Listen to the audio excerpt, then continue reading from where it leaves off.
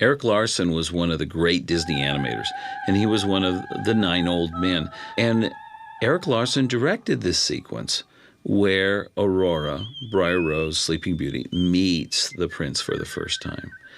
And it was in production for years. And it really became the symbol of the movie's laborious process and perfectionism.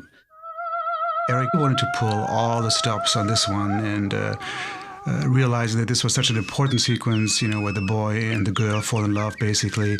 It became also a very expensive sequence. The scenes are very long and there's a lot of subtlety in it. And Eric did go over budget, and Walt wasn't too happy about this and basically took him off the movie. And Eric went back to animation after this. But when I talked to Eric about this afterwards, he didn't hold a grudge.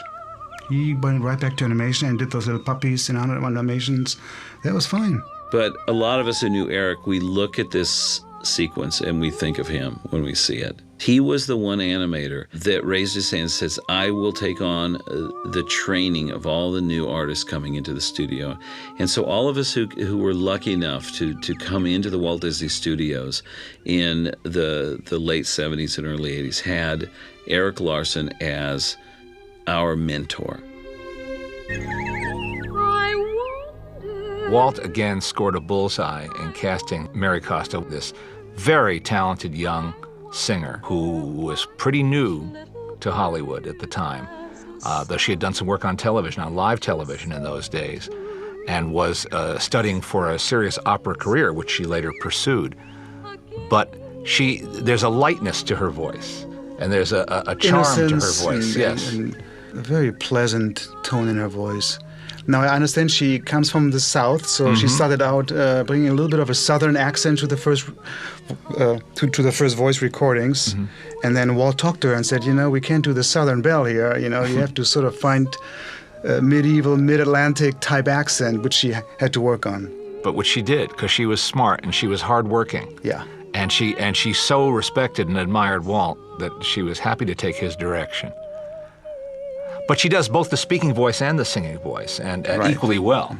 Sleeping Beauty has so much sophistication in her character, because when you look at the acting in this, and she starts talking about her dreams, and the way she just scrunches up her shoulders, and even though in your memory of this film being so stylized, when you look at the details, there is so much character and richness in this animation. It is just, it's astounding how beautiful this is. I have met someone.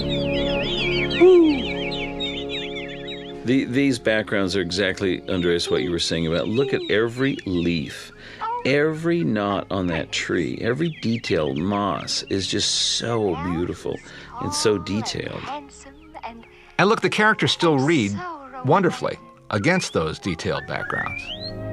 Oh, we walk together and talk together. And I can imagine in between that scene right there. With all those folds.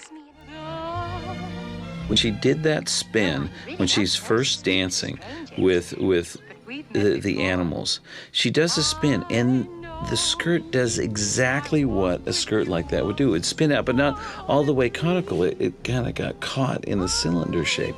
It was amazing.